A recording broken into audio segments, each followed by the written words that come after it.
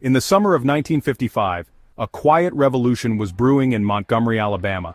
A brave young girl named Claudette Colvin would challenge the status quo and spark a movement that would change America forever.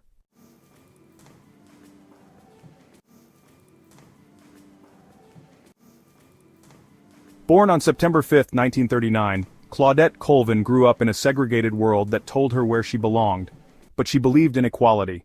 In the 1950s South, segregation was deeply entrenched in every aspect of life. From schools to buses, African Americans were constantly reminded of their second-class status. Claudette Colvin's upbringing in such an environment was both challenging and formative.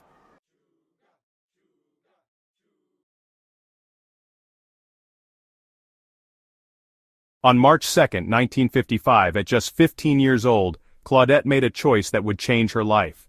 When asked to relinquish her seat to a white passenger, she refused.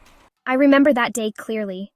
I was tired, not just physically, but tired of giving in. When the bus driver demanded I give up my seat, something inside me just said, "Enough." I couldn't move. I couldn't give up my seat. It felt like history had me glued to that seat.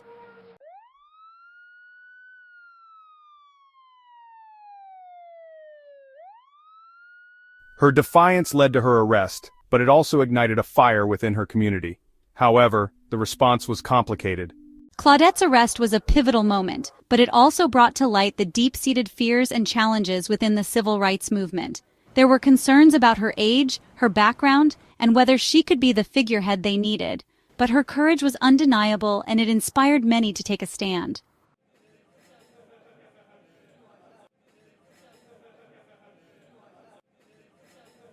Colvin became a key figure in the legal battle against bus segregation, with support from figures like Rosa Parks and Martin Luther King Jr.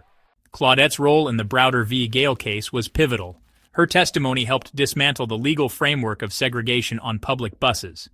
The case ultimately led to a landmark Supreme Court decision, striking down bus segregation laws in Montgomery and beyond.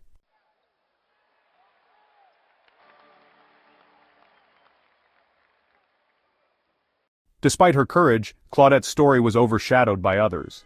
Claudette was just 15, and there were concerns about her age and circumstances. The civil rights movement needed a figure who could withstand public scrutiny. Why was she overlooked? Experts analyze the reasons behind the selective historical remembrance of civil rights figures. It's a complex issue. Factors like media portrayal, strategic decisions by movement leaders, and societal biases all played a role in who became the face of the movement.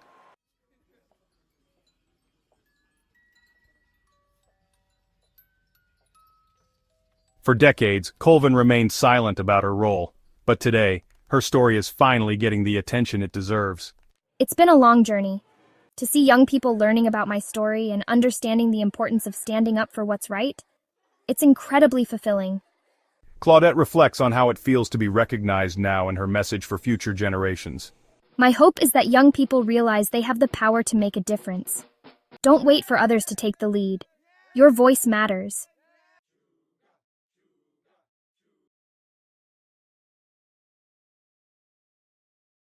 Claudette Colvin's bravery continues to inspire new generations in the fight for justice and equality.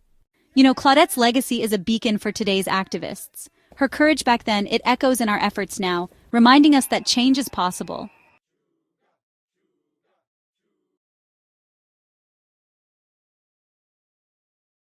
Claudette Colvin reminds us that courage comes in many forms and that every voice matters in the fight for justice.